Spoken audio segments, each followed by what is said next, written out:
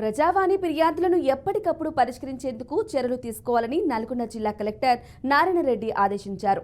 కలెక్టరేట్లో నిర్వహించిన ప్రజావాణి కార్యక్రమంలో పాల్గొని ప్రజల నుంచి వినతులు స్వీకరించారు.